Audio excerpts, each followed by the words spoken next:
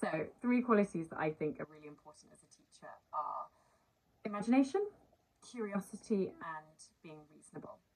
I think imagination is really important, and not just the imagination to think on our feet and find new ways of opening up a subject to a student, but it's having the imagination to think, oh, what might this student have been through today before they got to me? What was their journey like here? What kind of lessons have they had on this subject before they've met me? And just having that thought in our head to not make an assumption, to not go, oh, well, I'm sure they think this, or the reason that they've not done their homework is this. It's to have the imagination to think, well, what else might be going on here? How can I find a new way in? I think curiosity is really important. I think one of the things I love most about teaching is learning new things and sharing a passion for learning. It's great getting kids to pass tests and pass exams. It is a part of teaching, and it's a really great way to support young people. But actually giving them a love of learning and talking to them about the book that they've just read or this article that you've just found, and showing them that as an adult, I'm still learning, I'm still excited by new books and new ideas. I think is a great way to make kids invested and take ownership of their own learning. And lastly, it's important to be reasonable. It's important to say to the person you're teaching what is expected of them, how they're expected to behave, and what will happen if they don't meet those expectations. Obviously, there's a conversation that's a conversation that involves parents and other caregivers. But often we make assumptions about how lessons should go. But the joy of tutoring is that it doesn't have to be like school, that we can set our own expectations and agree what boundaries should be adhered to, what homework should or shouldn't be done, what work should look like, and what will happen if those expectations aren't met. But as a teacher, we have to be consistent and reasonable with how we deal with that.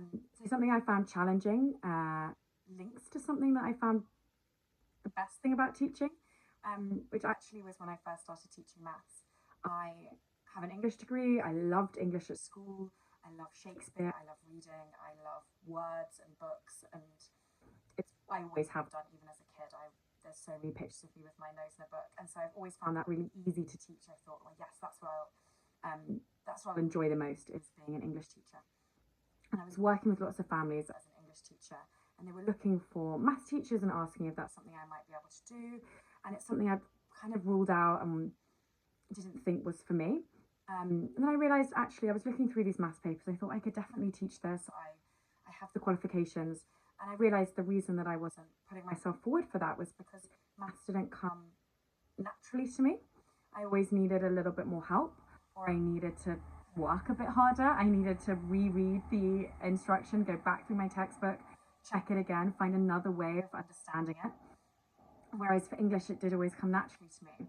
And then I realised that actually that made me a much better maths teacher than I thought it could do. And it was okay to admit to students, oh yeah, actually I need to double check my long division, because it's just something that I can't do off the top of my head, or there are certain maths problems that take me a minute, and this is how I process the information and work it out and make sure that I'm doing the right thing. So maybe this could help you, that if they come to me with, well, this is what my teacher said, I can go, yeah, that would have confused me as well. This is another way that we could look at it. Here's a third way or a fourth way, or let's find a little acronym or a word game that we can make up together to help us remember this technique, because it didn't come naturally to me either. And a little bit about why I got into teaching and the other work I do. Sorry, I hope that still works. A little bit about why I got into teaching.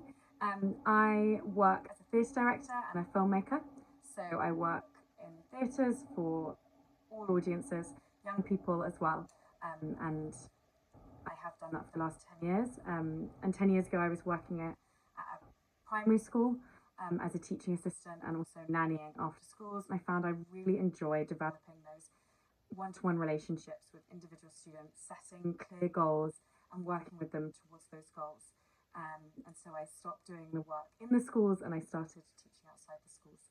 And I've been working with those 7+, 8+, and 11+ age groups since then.